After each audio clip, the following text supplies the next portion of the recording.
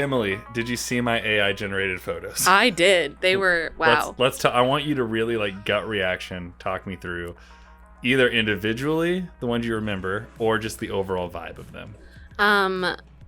Like what emotions did you have? Immediately, the one with the neck tattoos, I was like, wow, okay.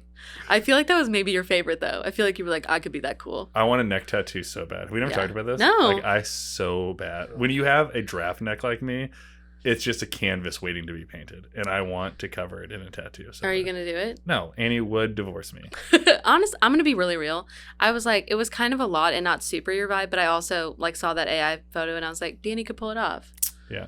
Here's my overall thought on all of it. It's like everything looked, and it's like this weird, like it looks enough like you, where it's like, oh, I kind of get it, but it's like it's not you. Right. And that's what I thought was so funny about it. Like I had probably like a dozen pictures of them, and I'm going through them with the kids. Yeah. And I'm like, who? And they're like, I think that's you. And which I think is the most telling, because kids aren't going to BS you, right? And like they don't see, like I look at it's like everything about that's like the more polished or like contoured version of me. It's like everything is like very bright or tanned or whatever, right? Yes. And so, but I just thought it was funny. The kids were like, that does look like you. And I have a bunch of ones of Annie that she like thought were the funniest things of all time. It was the funniest app I've ever found. And now there's probably some fake AI avatar of me floating around that's like living my life. So I tried to do it myself, but now there's not like a 3 free day trial. Did you do like a 3 free day? So now they just got rid of the trial. So you have to pay $10, and I was like, it's not worth it to me. Oh yeah, I only did it for the trial. Yeah, for sure. And I didn't even I did 1 day's worth, and I was like, I'll forget to delete this, and deleted it after I got enough pictures. I'm the same way. Yeah. Okay, so we just wrapped up an episode. Yeah, we did. We're diving in, and we decided we're going to do a little bit of like a mailbag one. We got 3. You said we have 3-ish questions, maybe more if we keep going, but we have at least 3. Yeah. And like I said, people have please do the email corner thing, even though... Email corner. Thank you. The whole mailbag. All right. Edition. Take us in. Okay. We're just like going right in. Well, whatever you want to say beforehand, too, if you want to. I don't really have anything to say, so I don't know why I fought you on that. Okay. This is why we should listen to men. I'll say amen to that. Okay. Okay. I want to start with this one. This one says, how do you determine the existence of God, and how important is that in your journey? Oh. Which I thought was like, whoa. Yeah. So there's 2 questions in there, obviously. Yeah. I'll start with the important. For me, like God is very important, because God is like central to the actions and the morals and the philosophy and the ethics of my life. And so like for me, it's like very important. The second question is much more complicated. Like, how do you determine how do you determine if there is a God? Was the question? Well, that was the first question, but yeah. Yeah. The second one I'm addressing. I mean, the Bible has to be like, I mean, that's our source of a lot of information, right? And so like for Christians, that is our sacred text. So like for Christians, I would be like, we dive into that. But also it's like, I look around and I'm of the mind that it's like the world is too beautiful and too ordered to like not have some higher power that has sculpted it, crafted it, and is guiding it, right? And so I think from like a optics level, like looking around and seeing the stars and the sky and the mountains, like that points to God for me. I think scripture points to that. I also think like my natural, you talked last episode about your gut guiding you. Like I think like that, our internal ethics and that kind of thing, and our gut feelings, what is right, what is wrong. Like unless you're like a full blown sociopath, like we all have a kind of like guiding idea of like morality, even if we try to split hairs. And so for me, like a lot of that points to like, if I was going to make the decision to be like, isn't there a God? Both are going out on faith, right? Yeah. And for me, I'm not going out on faith because like, well, I'd rather bet on the one that's going to have me land in heaven. Like that's not what's guiding it for me. It's like, it just seems from what scripture points to and what I see around me, like a truly like logical, like there'd be people like, that's not a logical decision. It seems very logical to me to land. Yeah. I mean, yeah, I think how do you determine the existence of God? I immediately went to like apologetics, right? Which is, I could take you through like, the cosmological, the teleological, like you could like go down through the arguments and be like, and this shows that God is real. But I think what you're saying. I think part of it is a gut thing. And I even agree. I was listening to something today. I was listening to Binge-topia, which I mentioned a little bit ago. I just absolutely love that podcast. And Eliza and Julia, the hosts, were just talking about like things they don't understand. And one of the things they said is they were like, it's kind of wild to us that there's like just enough pressure that we don't like explode. And if the sun moved like 2 inches or something, like we would all burn up. And I was surprised that this was my first thought, but I was like, yeah, to me, like that's how I like know that there's something holding it together, because that just feels a little too crazy to be random. But also I would say like, I think God it's also like, what do you mean by God? I feel like, which is very big. And I think my mind has shifted on that a lot and is still shifting. But I believe that there's some sort of higher power, but I think it's way bigger and more expansive and nuanced than we could ever even like begin to discuss. Yeah, that's interesting. I can't remember. I think he's an Australian guy. He might be the Creation Museum dude. Ken Ham. Is that his name? I don't know who you're talking So about. if it's not him, I'm sorry that I just threw someone else's name into this person. John Ham. John Ham. He went to Mizzou. Very different guy, but a Mizzou alum. M-I-Z, baby. So this guy, like, I don't know if it's his TikTok. Mizzou's getting a lot of love on the pod the last 2 episodes. He is like an apologist, kind of like, so he goes out and like finds people on the beach and he's like, if you died today, where would you go? And like talks them through all these things. I know what I'm watching tonight. I'll send you the video I saw if I can find it again, because I didn't save it or anything, but I thought it was really, really interesting. He's like talking to this guy, like this whole thing. He's like not religious. He's like, if you died today, like where would you go? And it's like, he's like, I'm a good person, but yeah, I've done all these things you're calling sin. And it's like, wouldn't God hold those things for me? And it's like, well, if you're in the court of law, like, would the judge be like, well, you did all these good things, so murder doesn't matter anymore? It's like you're being judged on what you did wrong, not what you did right. And I only say all that to be like, I think apologetics, when I listen to it in its free form as the outsider, it seems so manipulative to me, which is not at all what that question was about. But like it seems like you're trying to just like find the gotcha moment in what the other person's saying. Sure. And there's a lot of it like I dig and I like and I can vibe with and agree. But like I watched the video like 3 times because I'm like, you never were really listening to this guy. You were trying to get to the next thing. Which I'm sorry, I don't even know why I'm diving into this. It has nothing to do with what you're talking about. No, I'm with you but though. It's such an interesting thing when you think about like, oh, I know why, because you're talking about apologetics being kind of like part of this thing. Yeah. How do we determine the existence of God? And like I think apologetics can help. There's another guy who like he's like really aggressive. He goes to like college campuses, secular universities as they've been named in a previous episode, and he like has these like open forum debates, which I think are really interesting. But again, he's like, and he does a better job listening, I think, to a lot of people, but it's always like, I at least feel like I have a pretty good radar for like, that was a preloaded response that you like had the note card and response A is said, I give like response B back, you know? Well, when I learned apologetics in school, we had to learn how to listen well so that we could like restate their argument back to them to show that we listened, so that then we could destroy it. Right. This is kind of what yeah. So there's like, it's like listening to make their worldview crumble. Right. But it's like reiterating. It's like you're listening to reiterate what you said to push to the like preloaded point that you already had. For sure. And pushing it to, I mean, it's. And I am not anti-apologetics. We are all apologists for something. 100%. And that's why you make friends. And a good apologist is deeply committed and very compelling in what they have. But I like listen to it sometimes and I'm like, I want so badly to be like, you just helped lead this guy to Jesus. But I'm also like, I feel like you manipulated him to make him feel bad so that he then said yes to it. And that doesn't feel compelling to me. And so I think like to prove the existence of God, which is what that video I think was trying to do. I was like, that didn't really prove anything other than like making this guy feel kind of shitty and be like, well, I'd rather just choose your option just in case. That doesn't seem compelling. Right.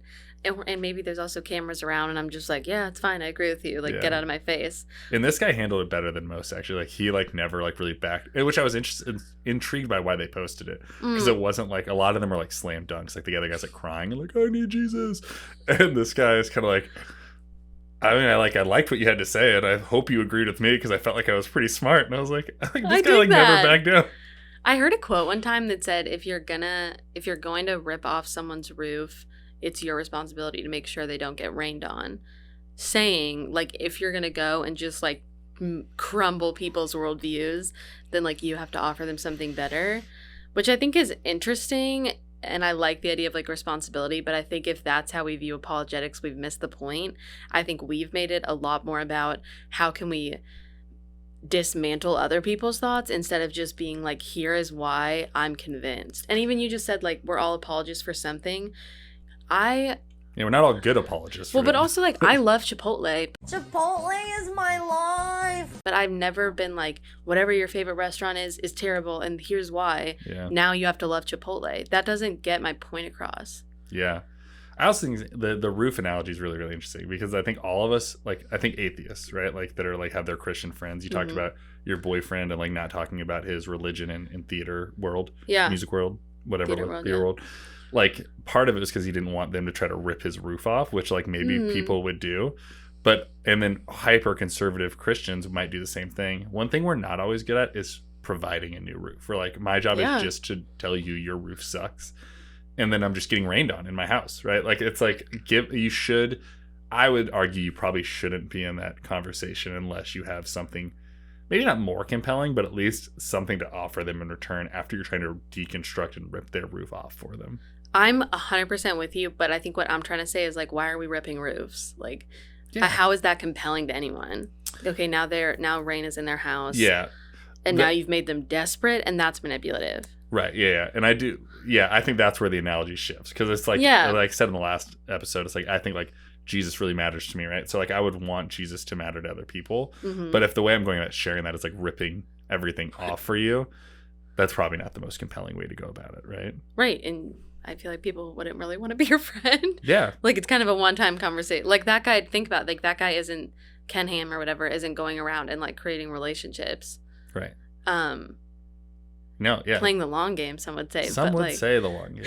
I would say I have a hard enough time making friends, so if I'm going on ripping roofs off, I'm getting no friends in the long. But I think I guess I want to answer for myself, like how important is that in your journey, which I think is a really good question. Yeah. And I think one that I don't have a fully formed answer, and I'm trying to just like be okay with that I don't have a fully formed answer, but I think like you don't know how important it is to you? Like you couldn't quantify that right now? Kind of. Okay. Like I feel like in different stages it's been different levels of importance, and I feel like when I was in a place where I was like really just like sick of hearing about Jesus, it would like to connect to God was like kind of like helped me stay a little more stable. I don't know how important it is on my journey. I believe in God, and I believe that God like is good and gentle, but also like there are very hard things about God to me. Yeah. But how important is it on my journey? I don't know how to answer that. Important? Is it not important enough that you would just be like you could easily be like, I don't need this, like tomorrow, and be like, I'm done with it? Not easily. But what I'm not. I think if for some reason I like was like, I don't think that God is real. I was gonna say then like I could still go on with my journey. It would be very difficult, and I think maybe there's truth to that. Like I think you can be. I don't know what I think. I think that it's important to me, but I'm not sure. I don't know. Can we come back to that? Yeah. Yeah. I don't know. For my immediate response was not like it's super important to me. My response was like I believe it, but I think that if something happened that made it crumble, I don't think that my whole house would crumble. Yeah. Is where I'm at. Yeah. This doesn't fit in here well, but I'm going to tell you this. Okay. So, this is harkening back to your analogy of deconstruction being the emptying the house thing. Yeah. So I was just with Annie's family, my wife's family in Hannibal, and they got new flooring in their house and they had to take everything out. And they were like, this is the first time ever that we've had the ability to decide what we want back in here. And immediately as they're having this conversation, I was like, that's like exactly like what deconstruction is like. And I was like, I think we think about that stuff and we've used this analogy for it, but it's, you probably had those moments, right? Where you like see something in real time and then it becomes way more like crystallized and vivid. And I was thinking about like, what was like the armoire of like your faith that was like I liked this and it was really cool and it was really valuable. But then when it went to storage, I was like, I don't really need that. right? Or it's like you moved everything out and you're like, we have this massive space to bring something I've always wanted in here. It was just interesting. Like we've used that analogy a ton, and it was the first time I had been in someone's space that they, for 8 weeks, because they put new flooring and had to move everything out. Yeah. And they had been there for decades, and they're like, what are we going to put back in? And I just had an interesting conversation to think about, because that's what faith deconstruction is like. I think that's actually really helpful that you said that, because I think for me, it's kind of one of those, like, it's hard to say, like, okay, what would life be like without this flooring if you're just, like, used to it? And for me, like, I don't know, I've never really, like, I don't know. I'm just like, yeah, this flooring is great. But I'm also willing to acknowledge that sometimes things leave your house on it when you don't expect them to. So I think that's why I, like, hold things more loosely. Yeah, especially in a season of your life where it feels like stuff is coming in and out from a, like, beliefs standpoint at a higher rate than it ever has, probably. Yeah, and it's not all out. Like, it's I think for a while you were like, this podcast was watching me just, like, shove a bunch of things out and, like, almost like moving out, but now it's like the process is becoming more of, like, moving in or inhabiting almost like a new space, it feels like. And so I think it's just like, yeah, I put the flooring down if the flooring is, like, God, and I'm like, yeah, I love this flooring and I don't have any, like, need to change it, but I've also just learned that your house is not always as, like, permanent as you think. Yeah. I think that's why I struggle to say it's, like, super important. Yeah. Does that make sense, maybe? Yeah, it makes sense. I'd also say, if we were being honest, Yeah. like, you probably shoved a lot of random things into the house that you're like, I just want to put this thing in because it looks cool. Yeah. Or I want to, like, check it out, and then it didn't last very long, right? Yeah. And then things that, like, you probably brought in that seemed really non-consequential that, like, have stood the test of time and have stayed, right? And so I think that's an interesting part of it too, is, like, when all the walls are empty and the floors are barren, it's like you have a lot more ability to vision cast for what you're reconstructing and building and putting on the walls and all that. When, at least for me personally, like, in an actual, like, non-faith related way, like if I was looking at this room we're in, like, I have no vision to look at something that's covered in things, Right. but I have a lot of vision for a blank slate. Right. And so I think, like, that's just an interesting thing to think about as we put that lens over our faith. Like, I think the same thing happens. Like, we can't have a vision for inclusive theology if we're living in a room that's surrounded by exclusive theology, right? It's harder to see that because everything around you is on the walls and points to how that shouldn't exist, and a lot of it has to come off before you can even imagine that. And that's just, like, one example of, like, a deconstruction type thing. But I mean, I also think, like, it sounds like such a big thing, but it's a hard thing. Like, I remember when we talked to Rabbi Josh Stanton, and he said, like, and I saw a TikTok of this another, like, Jewish woman talking about this, but he was like, a lot of Jewish people, like, are still very religious and committed to their faith, but aren't really sure if God is real because of, like, the horrors they experienced. Yeah. And, like, it's sometimes hard to really sit with God when you're, like, going through some shit. Not that my life is anything like the Holocaust, like, that's not what I'm trying to say, but, like, I remember hearing that and being like, this is still, like, a very devoutly religious person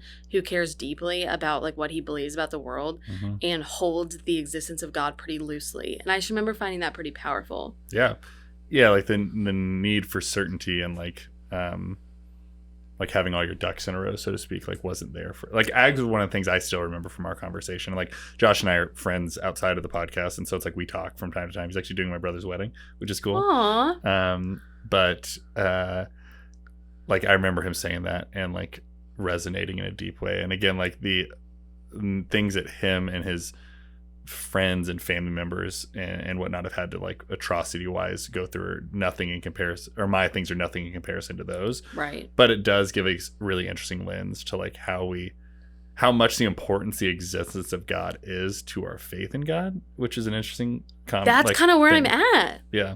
I don't know. I feel like I really shocked you by saying, like, I'm not sure how important it is, but no, you didn't shock me. I just think it's more important than you give it credit for, and that's more what I was interested in. I think there's probably truth to that. I think I'm just at a place where it's very important to me right now, but I'm willing to hold it a little more loosely. Maybe I shouldn't.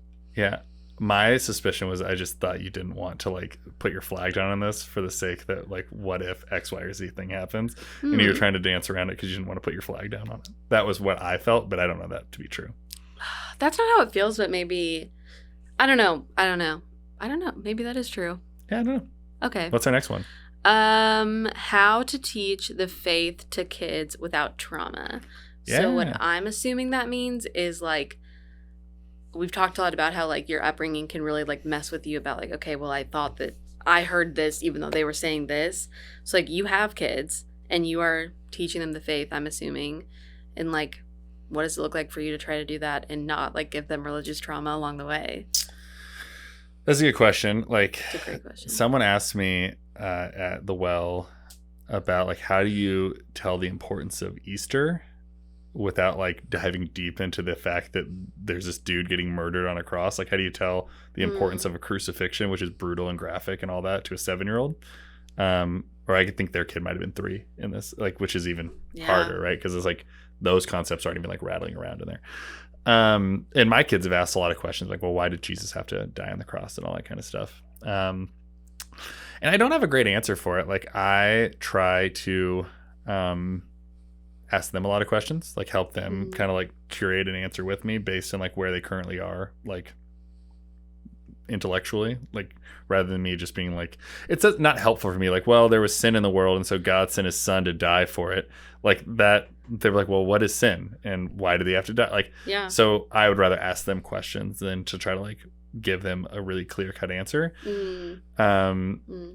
So I think that's part of it. I also know like I'm in a blended family where it's like not each of our households have a little bit of different thoughts on certain things religiously, morally, ethically, all those sorts of things. And so my kids also like are going, 2 of my 3 kids are going back and forth between a house where they're getting differing things put to them. And there's a lot of like overlap. So it's not like they're going to a place that's like sacrificing babies or something, right. But it's like, but we have different like religious ideas and different guiding principles and whatnot. And so like one thing that I try to encourage my kids is to think for themselves and to navigate things and like try like so when I give my kids dinner, I'm like, I want you to take a no thank you bite. Like I want you to try this, and if you don't like it, say no thank you. But you can't tell you don't like it until you've tried it. And I kind of have the same thought like religiously and philosophically. Like I want you to try it.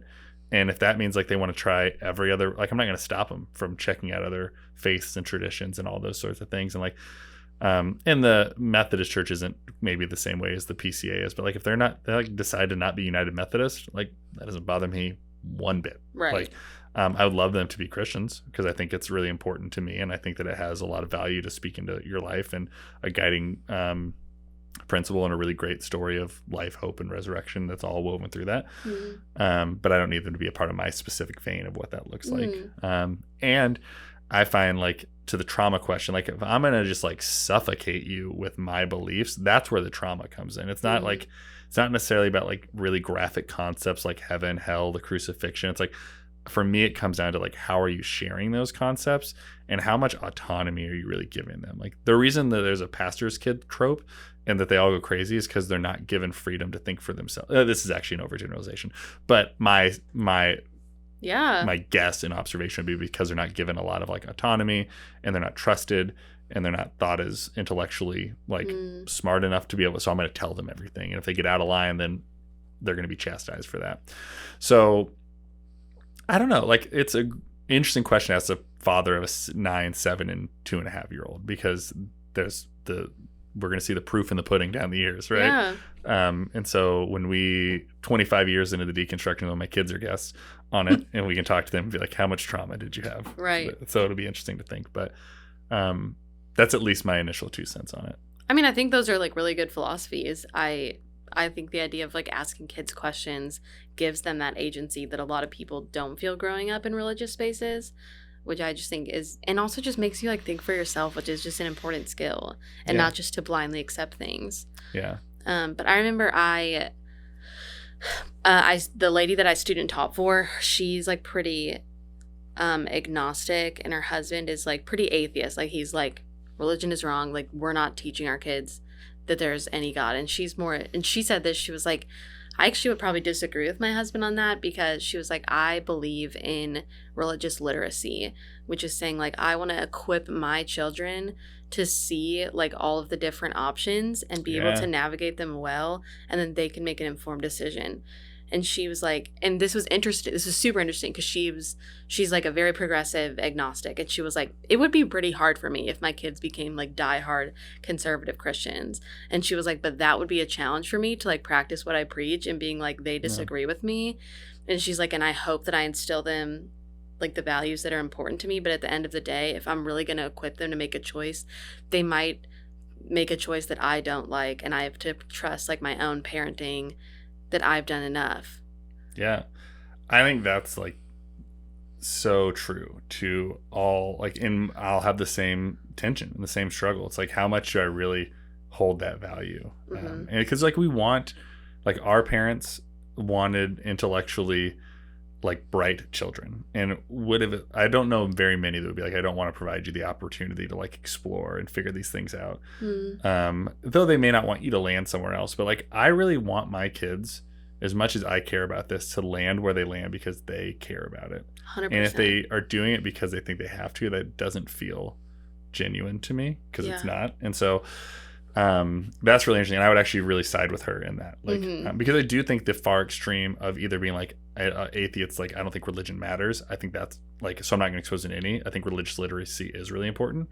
Yeah. And so I think that's too far to the extreme. But the other one, to be like, we're the only right one, and so I'm also going to avoid religious literacy, and I'm only going to teach you my certain beliefs, is also wrong.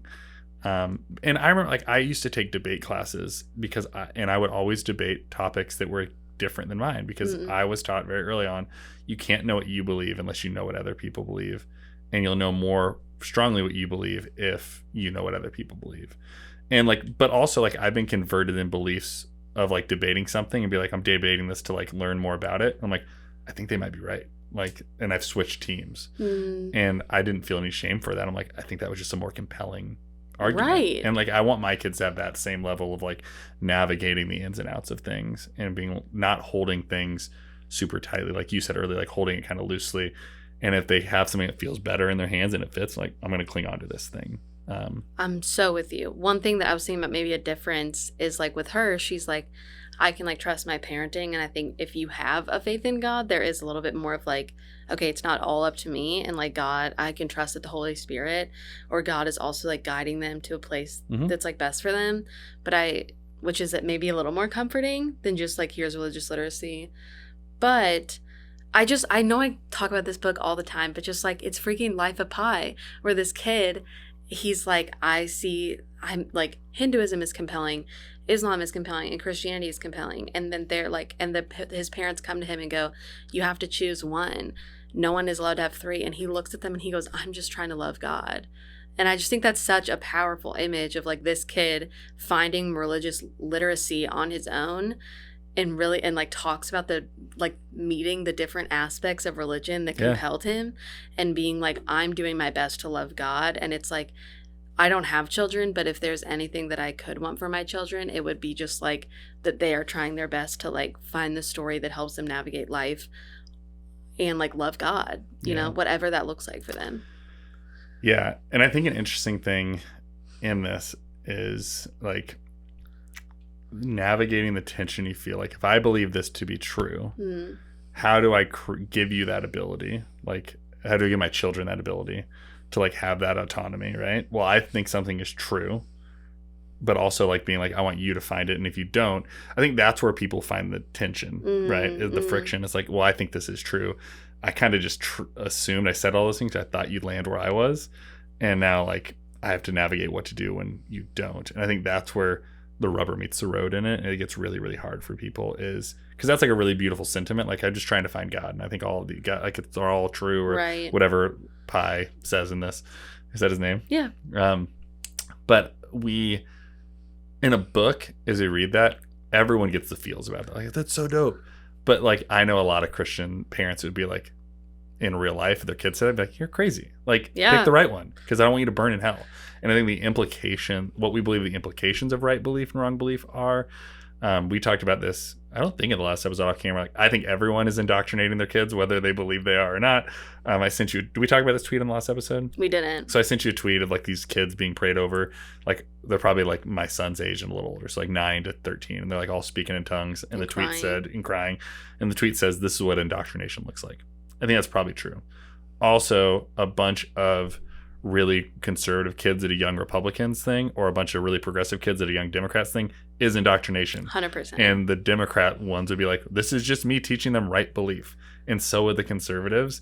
and we get way too sensitive about it with Christianity, and I'm with you. but we wouldn't do it in other places. And so I think that's ultimately at the core of it too, is like, how do we navigate our tolerance for someone believing something that we don't believe to be true? And that's harder to do when it's your kids. I don't talk about my parents a lot on this podcast, but I would say that's something my parents actually did really, really well, is they gave me a lot of like intellectual autonomy to land wherever I landed. Like, they kind of were interested in faith at certain parts. I remember my mom like aggressively prayed over me to receive the gift of tongues one time. And that was like the only bad religious experience I had with my parents.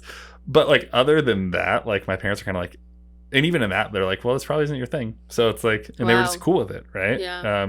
And I say, it makes it sound way more. My mom just had a really Pentecostal friend and she got kind of into it. And she's like, this might be your thing. And it just wasn't my thing. But I think, like, what is our tolerance for our family members, kids, whatever, to believe something else is true that we're not looking at? And how do we navigate that? Like, I truly believe this box is in front of me. And how would we have a conversation if you were so fervent that it wasn't? And I'm looking at it and I can see it and it feels really real to me. And I can't be in your shoes. I assume it's there because I see it, but I have no idea if you see it or not. And so how do I have that conversation with you? Yeah. This is something that I'm thinking that's like a little bit, it's obviously different. And I totally understand that having students is not the same as having kids. But when I know when I'm saying something, if I'm like expressing an idea about a book or something to my students, I love when they disagree with me because I know they're actually engaging in the content. Yeah. They clearly do not care if they're just like, yeah, Miss O, whatever. You know, like, I get the most excited when they disagree because I believe that they're actually really listening to me and actually really engaging what I'm saying and wrestling with it. Yeah. And like, just similarly a little bit, what you're saying about like wanting it to be your kid's own thing. I was talking to my dad not that long ago and he just said, he was like, Emily, I would love it if you 100% saw things how I did. He was like, but also it would do literally nothing for me to try to force you to agree with me. Yeah. He's like, I believe what I believe and I believe that you'll get there on your own. And that is like all I can hope for you, but it doesn't do anything for me to try to convince you or force you because that's not the journey you're on. And that meant so much to me. That's great parenting. It was beautiful. Mr. Zell knocked that out of the park. Knocked it out of the park. And I would agree with that sentiment. It meant a lot to me. And because it wouldn't do anything for me to be like, hey, Knox, you have to believe this. Like, that's just like not interesting. But you can own the fact that you would love for Knox to see things the way you see things. Yeah. If he got there on his own. Yeah. Right. I thought that was great. I think that's really good. Okay, so we promised people 3. Yeah. Do we have time for one more? Let's do one more. Okay. Unless you're going to read it to me, and I'm going to give you the thumbs up or the thumbs down on if I think we can tackle it quickly. Oh, quickly? Say it. Read it. This one just says regrets and deconstruction. Ooh, which I think is whoa. I think we can do this one. Okay, quickly. let's do it. Not like flippantly, but I think. Yeah. But let's start with you on this one. I knew you were going to say that. We can start with me. I just like, you're much more like in it. So I'll start with me while you think. Yeah, I need to think a little bit. So like, I don't have a lot of regrets in deconstruction. Yeah. But I would say like one thing that I don't love about the space that I occupy within deconstruction is I think there's more certainty, and I believe in more certainty than people think that I do. And so like there might be a caricature of me painted that I don't think accurately represents all of the internal beliefs that I hold. And I would say I am, not to toot my horn, but I'm hopefully good at creating space for others that don't want to hold that. And so because I don't need you to be certain, people assume that I may not have a lot of like strongly held beliefs. I have a lot of really strongly held beliefs. And I would say, looking back retrospectively, there are times I wish I shared those convictions with more fervor. I've never regretted not sharing, but there are times I wish I shared more and was more blunt or more just like as I said earlier, like put my flag down stronger somewhere, because I think as negative as a term as this is, and someone's going to watch this and be like, I can't believe Danny used this word, but I think it's a better witness in some ways to be able to put your flag down and stand for something than for nothing. And there's been, at the course of this journey, sometimes I've been like, well, maybe I'll just won't stand for anything in this so that other people can have space. And I really do think in some ways that was the right decision. Yeah. But there are times I'm like, it has painted me in a light that maybe thinks I don't believe certain things or stand for certain things and things like that. So it's a little more vague, but like, I think it's just really interesting. Like my job, oftentimes I feel like in deconstruction, because I'm committed to the system and I deeply and truly believe in what I believe in. Like I've done my versions of deconstructing and I'm pretty solid where I'm at. Yeah. And so I find my place now doing what I wish other pastors would have done for me, maybe, and for others that are currently just creating space for other people. I dig that. I think that's cool, but I get why that would be like hard to not always feel like you create space for everyone else except for yourself. Yeah, if I'm gonna like do my own world's smallest violin and be sad Danny for a little bit, I feel like my life is oftentimes creating a lot of space for other people, and the challenge as a pastor is finding people to help create that space for you, and it's just hard to find. Like it's hard to find. Again, it's not the same, but my mentor said that about my classroom. He said you make space for every single voice in your classroom except for yourself. And I was like, and he was like, why do you not deserve the dignity that you fight really hard to give to your students? Yeah. And I was like, all right, Connor. I was like, shut up. Yeah. But that's real. No, I feel that like at a spiritual level. Mm-hmm. And I would agree with Connor. Good word, Connor. Okay. I think, again, I'm like too into it to be able to like super retrospectively look back. But I think this is what came to my mind. I'm just going to be real. Mm-hmm. I'm very glad that we have this podcast, and I don't regret doing this podcast at all. But there are parts of me that regrets being so open about my deconstruction. Yeah. And like we already talked about this a little bit, but like, and I feel so mixed about this because in some ways I remember when I wasn't open about it to like anyone, and that was so lonely and so dark, and I felt like no one understood me. But I think that I kind of shot to the other extreme and was like, let's make a podcast about it. And I have felt so not alone, and I know I've made other people feel less alone, and that is worth all of it. But they're like 100%. Please don't hear me say I regret doing this podcast, but I think that I wonder how my journey would have looked different if I had instead like found safe people for a while to do that with, and not like opened myself up for so much criticism maybe as early as I did. Yeah. Is that fair to say? No, I think it's really, I think about that sometimes, like looking back, it's like, as a pastor, was that the wisest thing to do, to like bring someone else into this? Like, for only for you, you know what I mean? Like, I think the content's been really interesting and it's been really cool to build this community, but like that's retrospectively thinking back, it's like, was it the healthiest thing for you? And I do think I think it's worked out, and it has been. And yes. I very strongly don't live in the what if world. Mm-hmm. Like, I think I have no interest in like wasting energy on what could have been, but I think it's really interesting for you to think about, because like look at where we're at on this exact day. Where would you be? Would you be not religious at all? Would you be like still a part of the tribe you were a part of? Would you be way more religious? Like, where would you be in all of this? I think is an interesting question. Would it be exactly the same? Would you have had some of the things that you've lost? Would you have lost more or less? Like, all of that's really interesting to consider. All of it. And maybe it would be exactly the same, but I would just like have a little more privacy. Yeah. But I also do think that like this, when I was kind of in my very like more atheist era, mm-hmm. I remember we were at a party and you were like, my fear for you is that like you're surrounding yourself by people you agree with and like not being challenged. Mm-hmm. And I was like, I mean, yeah, I basically am, except for this podcast where like I was continually challenged and grown. And like in that sense, like I really am so thankful for this podcast, and I'm so proud of what we've created. But it is a little bit like, I don't love the word regret. I'm with you. I just don't feel like it's usually helpful to sit in regret. I think it's a fascinating question, but I think I would say like if I had been more private, would I have been able to like gain more confidence or something? I don't know. It is hard to know that people are talking about me and people say things to my face. Yeah. Yeah. I think if you take out the relational, all that stuff, it's like all of that, like, why would you have regretted it? Like, what would be the better outcome? Like, that's what I consider. And because I do think you did an exceedingly good job, like navigating the criticism and surrounding yourself with differing beliefs on things, and like being able to have people across the board like speak into your life, and like it's just all of it. I think you've done a really, really good job. And in some ways, like where I was lamenting some of like the hardships of being a pastor, like I think you experience much of that. Hold on. Sorry. Shut up! Keep it in the pod. Don't get rid of it. Dude, we're almost done. It's friggin' Keep it in the pod. So what was I saying?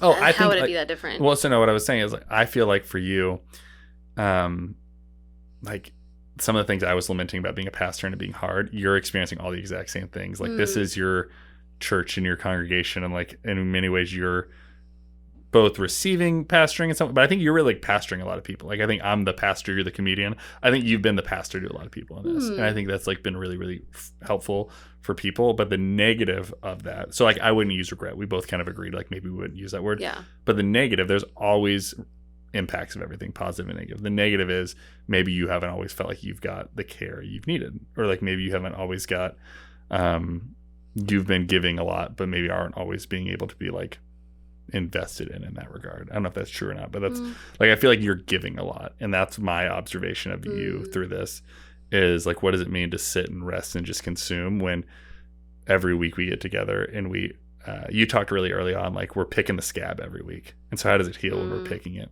That's an interesting thing to consider. Yeah. I mean, I think all that's real. But I'm gonna like kind of, I'm not gonna go back on what I said, but kind of play devil's advocate real quick. With yourself? Yeah, with myself.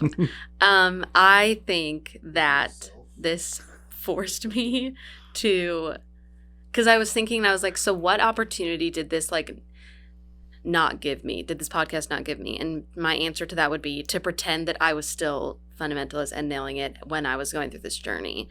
And I think maybe in some ways that was like a really good and necessary challenge for me. I say a lot of the things that are really hard about being public, but I'm also processing and being like, there are a lot of things hard about pretending to be someone you're not.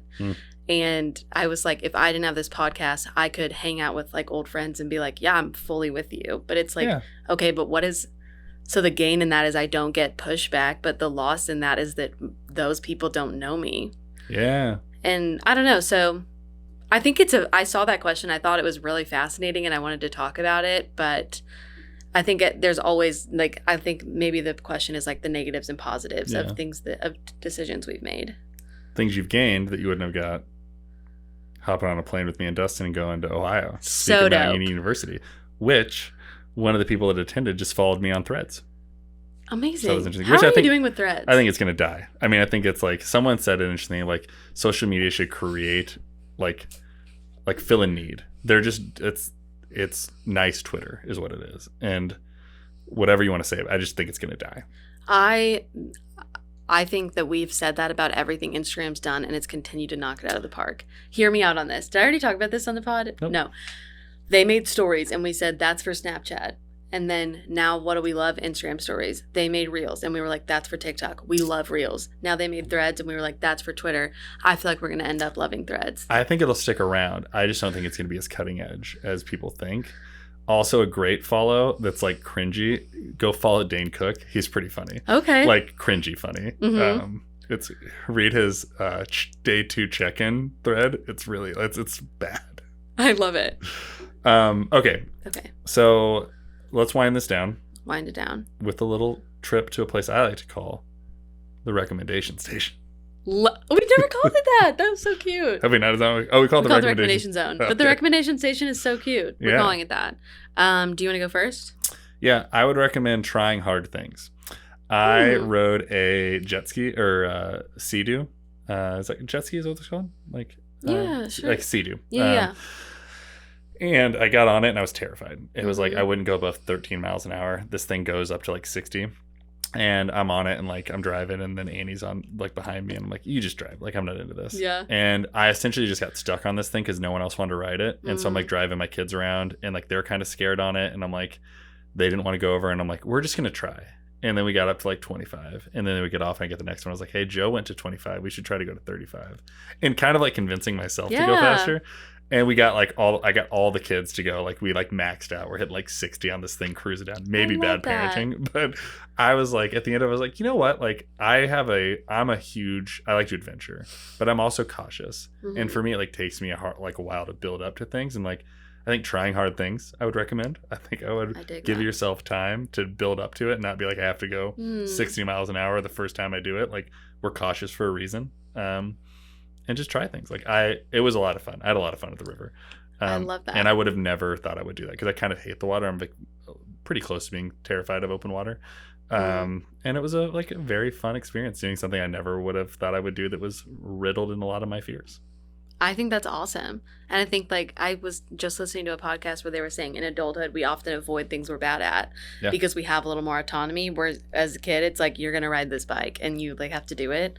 Yeah. So I think that that's really beautiful. Yeah. And I had the option. I told everyone I was going to stay at the house and I was going to work. I like wasn't going to go out because I had work I was going to do. I was like, you know what? Like I got to like be present on vacation. Like I can work every day of my life and I can die and then not have spent time with my kids. And it's like, I'm going to go out and do this. But I was kind of a curmudgeon and I got shoved in this stupid thing. And I'm like, and then at the end of it, I'm like, I spent like 4 hours on this thing while everyone else is in the boat, like jet skiing or water skiing and all that stuff too. So it was fun.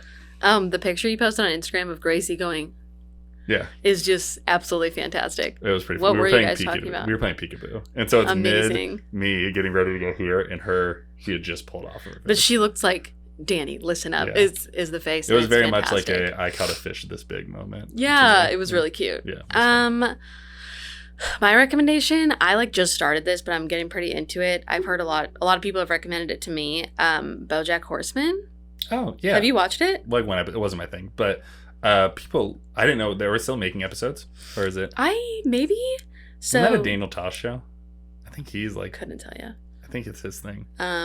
People said the first few episodes like suck and then it gets good, and I'm glad someone said that to me because the first episode I was like, all right. Yeah. I felt the same way about Parks and Rec actually. Oh wow. Wow. But I'm only in like episode 8 of BoJack Horseman, so I'm very early still, but like I'm just really digging it. And I've told a lot of people that like I love Big Mouth because I think it's like a funny animated show that I think is really deep. And they were like, if you think Big Mouth is deep, like you need to watch BoJack Horseman because it's a little more like explicitly deep. And I think that that's true. Interesting. So I'm digging it so far. Yeah. Have you seen Tusk? No, I'm just kidding. I have seen it, and I can never unsee it. Also, the fact that Justin Long stars in that movie, like, so that's who it is. I was trying to. The guy what in the world? Accepted, right? Isn't he the walrus, right? Yeah, his name's Wallace. Kind of sad. Anyway, we don't have to go into that, but I'm just like, what an interesting role that he was like, yeah, I'll do it. Yeah, maybe I'll watch it, and we'll end every episode for the next year talking a little bit about Tusk. I don't know if I can recommend that. I can't. Don't say I made you do it if you watch it. Yeah. But it was less gruesome than I expected upon hearing the description. That's all I'm going to say. Very gruesome, though. Okay. We're going to be done talking about Tusk. Great talking to you. We're all going to have fun on vacation, which will already be done when this comes out. But yeah, we're about to take, I think in a while, like our first real chunk of like us kind of going our separate ways for a little bit. Which they will not notice, but it's an fun us to us. It's an us Not thing. Everything's about them. Some right. things can be about us. It's an us thing you wouldn't understand. Says the 3 people that are weekly making a podcast. All right, everybody. As always, thanks for listening. Always feel free to send in your questions. We love to talk about them and embrace the journey.